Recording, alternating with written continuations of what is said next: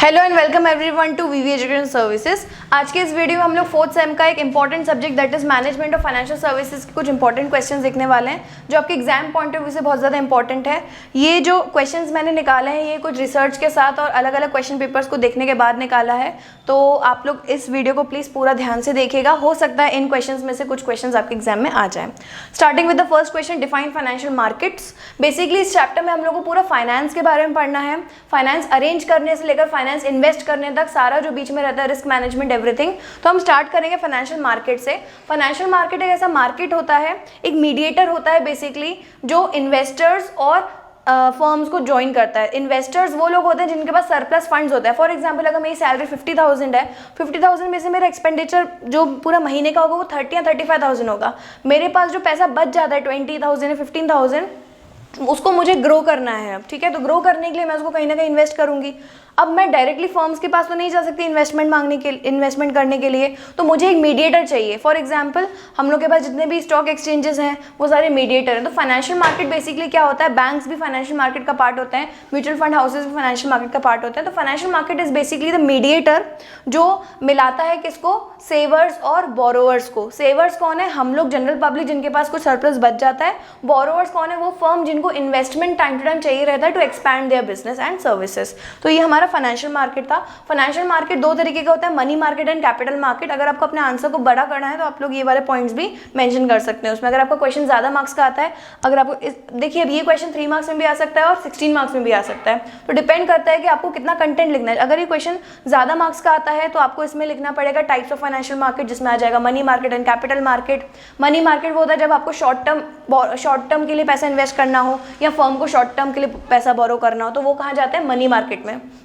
Money market के कुछ instruments भी होते हैं। देन कैपिटल मार्केट मतलब लॉन्ग टर्म इन्वेस्टमेंट। अगर मुझे एज शेयर होल्डर या एज एन इन्वेस्टर मुझे लॉन्ग टर्म के लिए अपना पैसा कहीं पर इन्वेस्ट करना है तो मैं कहाँ जाऊँगी, कैपिटल मार्केट में जाऊँगी। तो इस तरीके से दोनों मार्केट्स को आपको डिटेल में समझाना होगा अगर आपका क्वेश्चन ज़्यादा मार्क्स का आता है तो। Starting with next short note on SEBI. SEBI securities exchange board of India.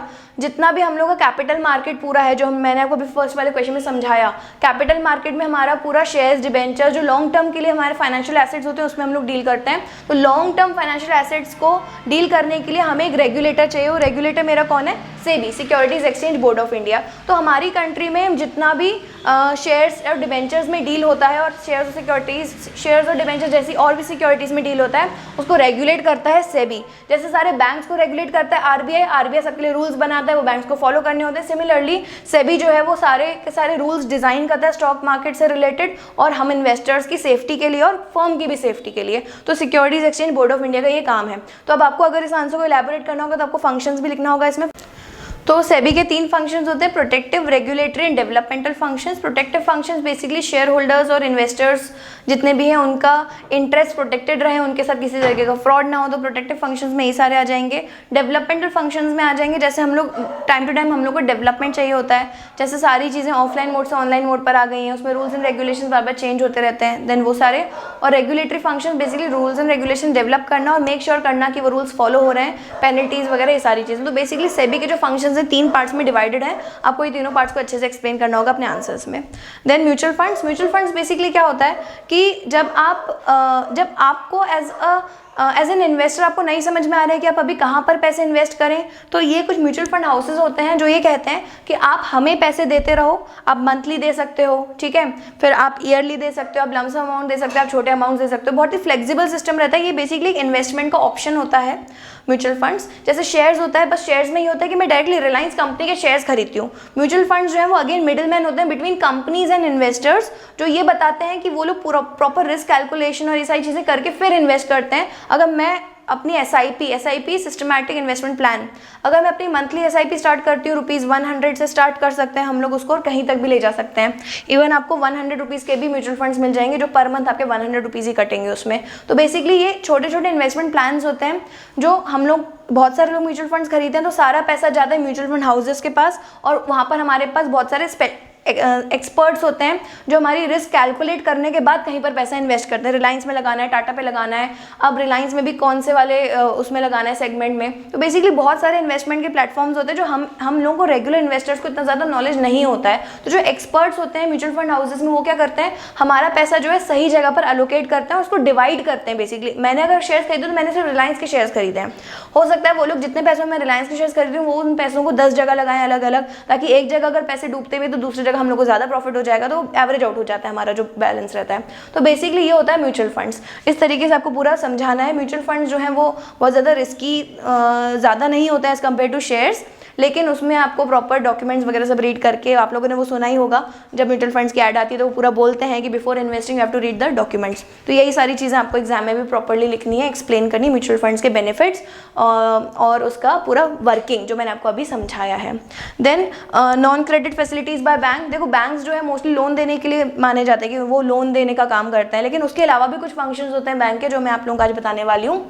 जैसे लॉकर फैसिलिटी, अगर आपके पास कुछ इंपॉर्टेंट पेपर्स हैं, इंपॉर्टेंट आपके पास ज्वेलरी वगैरह है, कुछ भी इंपॉर्टेंट चीज़ें हैं जो आपको घर में रखना सेफ नहीं लग रहा है, तो बैंक आपको लॉकर फैसिलिटी भी देता है on rent. Then you have credit card and debit card facilities. Credit card loan की कैटेगरी में डायरेक्टली नहीं आता, आप लिख सकते हैं उसको। देन आपके पास और भी, जैसे आपको अगर डीमैट अकाउंट, अगर आपको शेयर्स और डिबेंचर्स में डील करना है, बैंक आपको डीमैट अकाउंट भी खोल कर देगा वहाँ पर, ठीक है। देन आपको फिर एडवाइजरी सर्विसेज भी बहुत सारी मिलती हैं अगर आपको बिजनेस चालू करना है अपना। तो अगर आपको लोन के लिए अप्लाई करना है, लेकिन लोन के लिए अप्लाई करने के साथ साथ अगर आपको कुछ और सर्विसेज भी चाहिए, जैसे आपको समझ में नहीं आ रहा कौन सा बिजनेस स्टार्ट करें, टेक्नोलॉजी अगर आपको समझ में नहीं आ रही है, आपको किसी दूसरी कंट्री से मशीन इंपोर्ट करनी है, बैंक वहाँ पर भी आपका काम करता है। अगर आप इंपोर्ट एक्सपोर्ट प्रोसीजर में इन्वॉल्व हैं तो बैंक आपका गारंटियर बन सकता है दूसरी कंट्रीज़ के बैंक के साथ मर्ज होकर। तो बेसिकली ये सारे कुछ अलग फंक्शंस रहते हैं जो एक बैंक परफॉर्म करता है apart from giving loans. Last आपका रिस्क मैनेजमेंट। आप कहीं पर भी इन्वेस्टमेंट करें, चाहे आप बैंक में एफडी क्यों ना बना लें, ऐसा बोला जाता है एफडी सेफ रहती है। हाँ, एफडी सेफ रहती है, लेकिन उसमें भी रिस्क होता है, ऐसे जीरो रिस्क बिल्कुल भी नहीं रहता है। आप कहीं पर भी पैसा इन्वेस्ट करें वहाँ पर रिस्क होता ही है। तो रिस्क मैनेजमेंट बेसिकली एक सब्जेक्ट है प्रॉपर, आप लोगों को अभी सिर्फ इसका एक टॉपिक है। रिस्क मैनेजमेंट का मतलब आपको अपनी रिस्क मिनिमाइज कैसे करनी है, कम कैसे कर सकते हो आप अपनी रिस्क। तो ये सारी चीज़ें आपको जो है रिस्क मैनेजमेंट में लिखना है कि रिस्क को कैसे मैनेज करना है। हम लोग जब भी इन्वेस्टमेंट करें तो प्रॉपर एनालिसिस के साथ इन्वेस्ट करें, किसी के बोलने पर इन्वेस्टमेंट ना करें। रिस्क एनालिसिस की बहुत सारी टेक्निक्स होती हैं, वो सारी आपको यहाँ पर लिखनी है प्रॉपरली। अगर ज़्यादा मार्क्स का क्वेश्चन आता है तो आपको इस तरीके से इन आंसर्स को फ्रेम करना है। इन सब टॉपिक्स की डिटेल्ड वीडियोस आपको हमारे चैनल पर मिल जाएंगी। Thank you for watching the video.